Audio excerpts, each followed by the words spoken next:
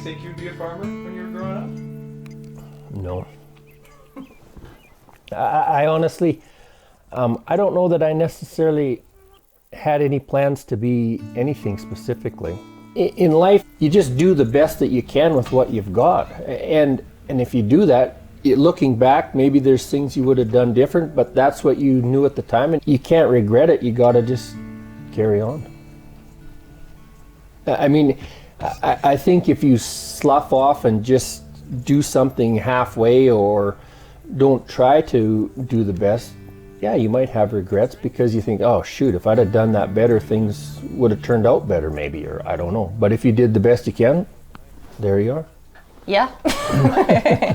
I mean, my whole life it's like, oh, I don't know what I want to be when I grow up. I don't know what I want to be when I grow up. Oh, well, you get all this stuff. You teach, oh, you're doing so well in school. You're going to go so far. I can't wait to see what you be. And it's like, you know what? As possibly horrible as it sounds, it's like, I, in a way, don't really care.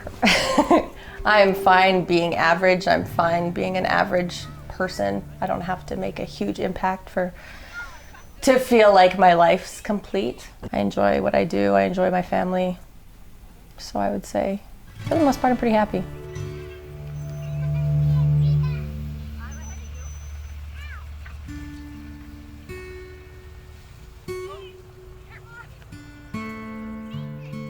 My grandfather had bought this land out here, and then he farmed it for a little bit, and then an uncle took it over and was farming it. And then he had cancer, and they thought they could get it. So he said, hey, can you calve my cows while I go in for an operation? I said, sure. So I calved the cows. So I come here in March of '89 is when I came here.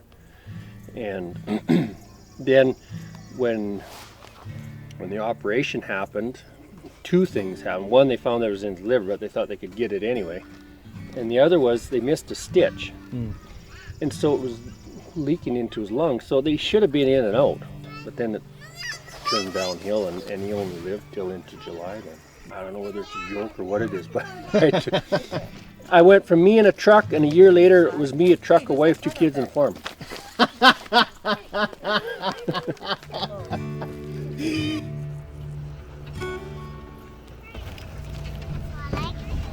How old are you, Frank? 4. You're 4? Oh, thanks. I love, my biggest thing I do in the summer is I sheep hunt. You got to hike a lot of mountains, see a lot of stuff. My grandpa used to guide up there, so there's a lot of people that hunt there. But yeah, he was a guide in the northern BC into the territories. Frank gets to come for the first time this year. What? Yeah, 4 years old. That's when Dad went sheep hunting with his dad for the first time, so Frank's gonna get to come. There He you can go. keep up. Do you think he can keep up? Yeah? He runs pretty fast. He does, yeah. He was showing me the other day he can climb the logs to X, so he can climb mountains. I guess my first sheep hunt, I was 4 years old. I mean, I thought I was good, but anyway, Dad took me up sheep hunting, and we spent the day, and I can remember it to this day, so it was good. The only thing I can remember is he made us, we stopped and had a nap in the middle of the afternoon, and I thought, this is ridiculous. Like, he probably just did it for me, but then I found out later that no, we quite often when we went sheep hunting, you'd get up and you could glass and have a little nap, because that's kind of as far as you're going to go for, you can't really like accomplish anything more, just glass for sheep. So, but yeah, that was 4 years old. And the sheep seem to show up when you're not looking for them. So. Exactly. Yeah.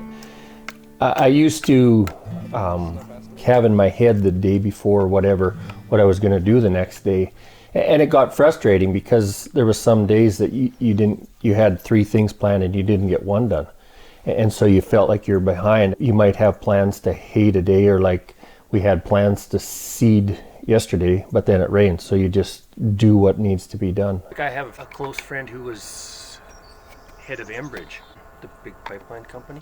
Like, to me, I can't imagine that lifestyle, like working in downtown Calgary every day and dealing with the problems he had, and he couldn't imagine living my lifestyle where everything I do is completely outside of my control.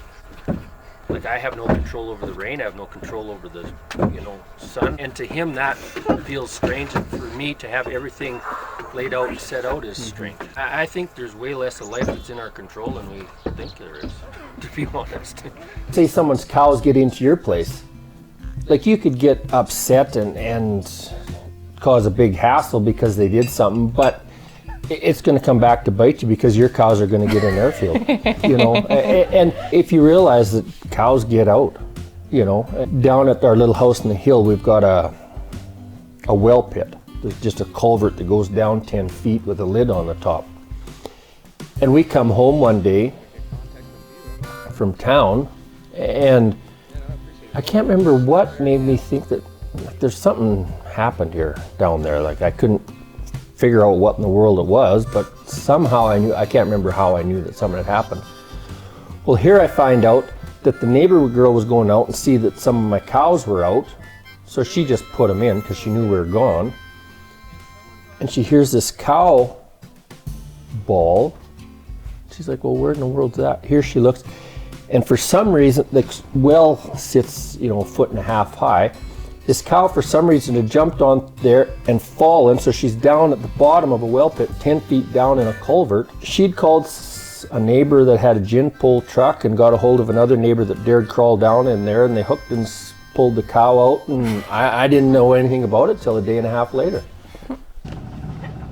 Oh yeah. Oh yeah, eh? You think so? Yeah.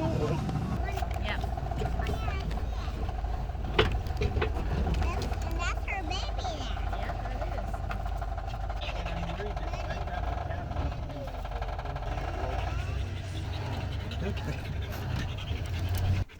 I got it. You got it?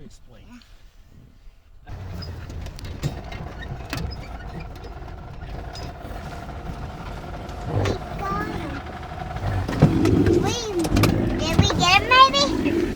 Oh yeah, we did. Here. Gotta pet him. You want to pet? Well, how about we don't pet this one? I like to pet this guy. I like to. Can you give me the tagger? Oh. I want to hold it. Here. Okay, you hold it. Oh, it's right here. I'll get that mom. Okay, you don't hit her, Frank. Just if Come here, girl. she's coming. You all right? I need you.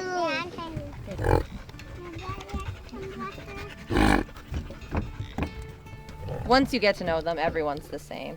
So, but it's just the initial perception of, oh, you're from the country. Oh.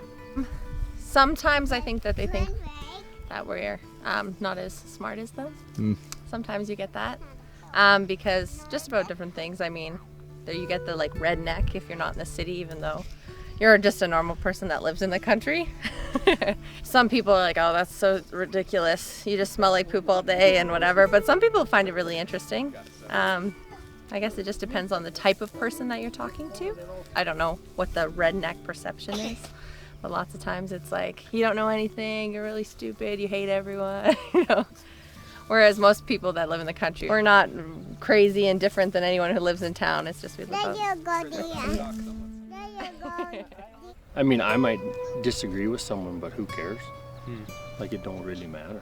You can think different than me or whatever, and if you have a problem with it, I'll tell you why I think like I do, and if you don't like it, well, whatever. Like, it's, you know, I don't care. And the only thing that I would hope is if we view things very different, if I can give you good reasons to change, to my point of view, that you would do that, and if you can give me good reasons, that I would be willing to change to yours. Like, instead of being set, like there's reasons I feel this way, but maybe there's reasons that I shouldn't. I would say that most days I don't know whether it even crosses my mind whether I'm happy or not happy. I just am, and that's just the day. If I take the time to actually think about it, and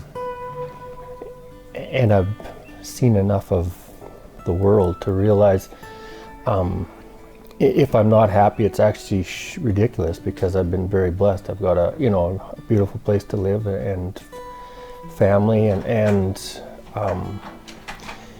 I don't care who you are, you're going to have problems in life, and I guess it sort of comes down to which problems in life do you want to deal with. So I've got the ones, I guess, that work for me.